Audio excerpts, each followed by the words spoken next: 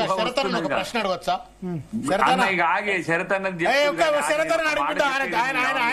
ఆయన advocate journalist అన్ని కదా, వారిని అడుగుతా ఒక్క మాట అన్న. నాకు డౌట్ దాకరణ మీరు కూడా వినాలా, ఇది నిజంగా డౌట్ ఇది నాకు.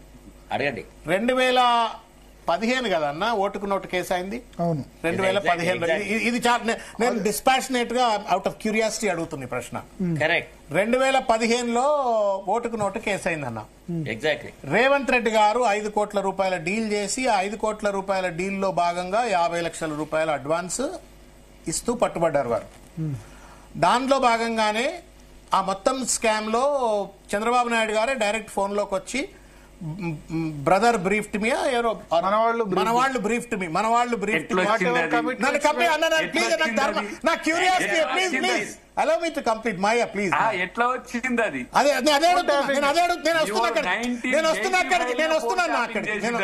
నేను వస్తున్నాను అక్కడికి. కానీ ఇక్కడ ఏంటంటే టాపింగ్ వల్ల మంచి జరిగింది.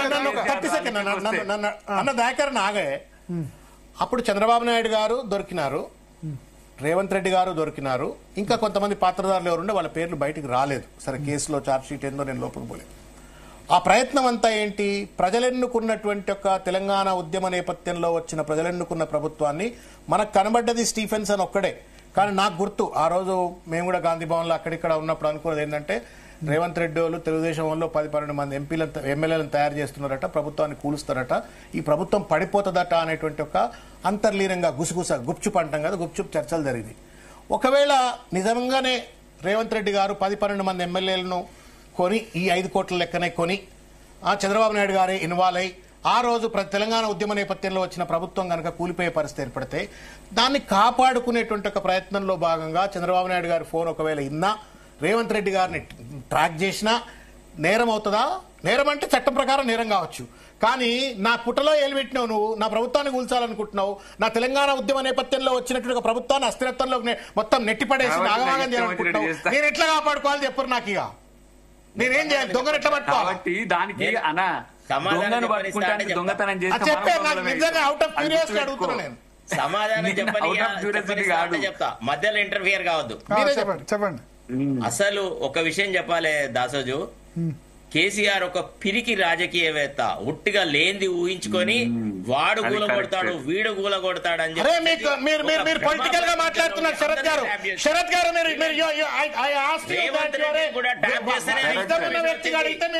మీరు పొలిటీషియన్ లెక్క మాట్లాడుతున్నారు. పొలిటీషియన్ గా మాట్లాడుతున్నారు మీరు. నా కళ్ళ ముందు అక్కడ మీకు తెలియకుండా ఎట్లా నేను చెప్పాలా?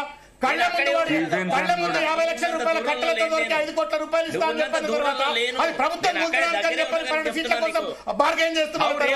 కేసీఆర్ పిరికితనం గురించి మాట్లాడితే ఏమన్నట్టు అది కాదండి. How Revanth Reddy was caught, who followed Revanth Reddy's conversation?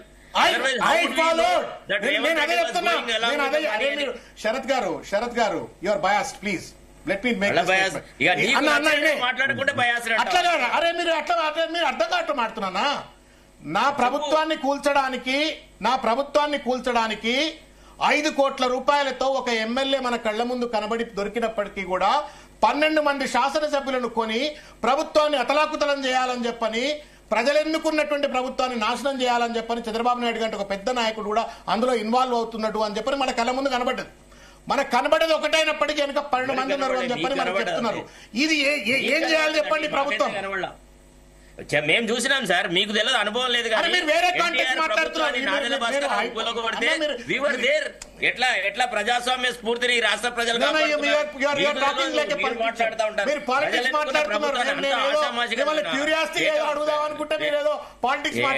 మీరు మరి ఎన్టీఆర్ ప్రభుత్వాన్ని కూలిస్తే, నాదెళ్ల భాస్కర్ రావు కూలిస్తే ఏం జరిగింది?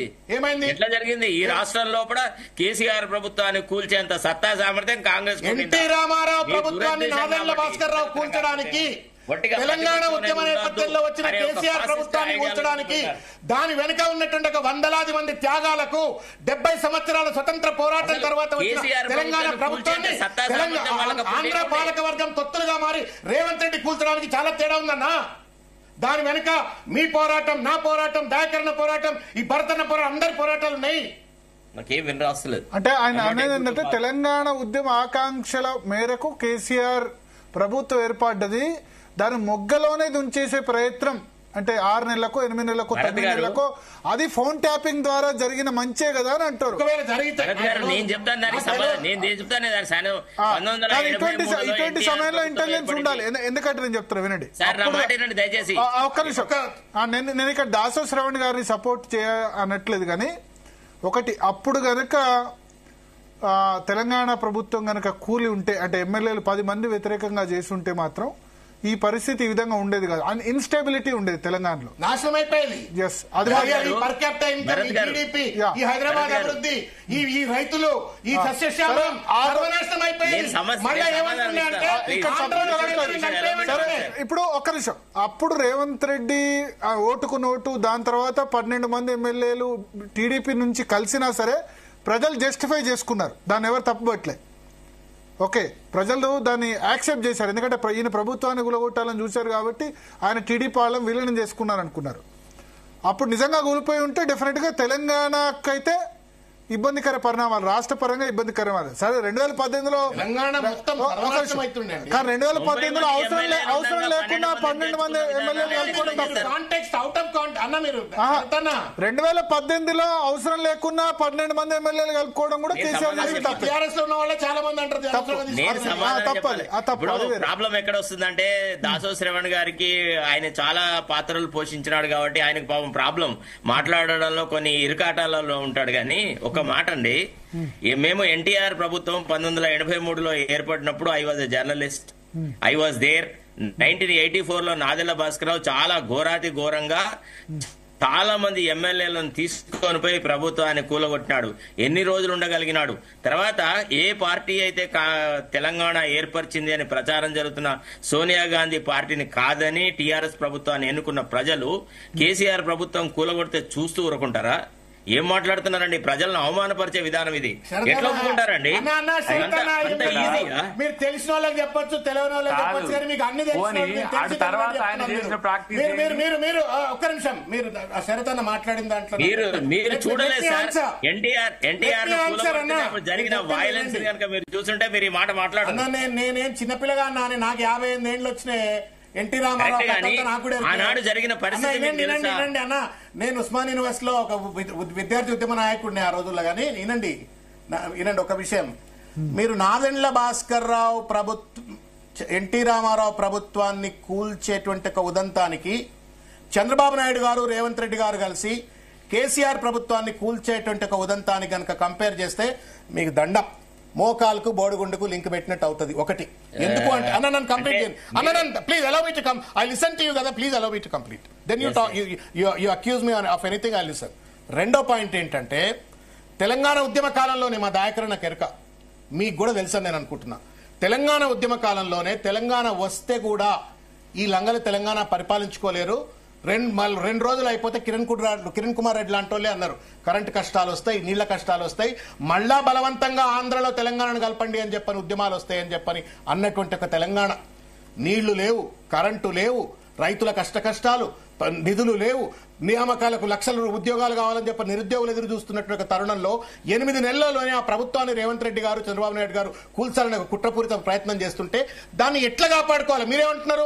కూలాలా? కూలిన తర్వాత మళ్ళా తెలంగాణలో రోడ్ల మీద రావాలా? మళ్ళా ఆంధ్ర పోలీసులతో దెబ్బలు తినాలా? దాని తర్వాత మళ్ళా ప్రభుత్వం మళ్ళా రాగారు ఇంటర్మలో లెక్క అంటే నేనేం సమాధానం చెప్పలేదు.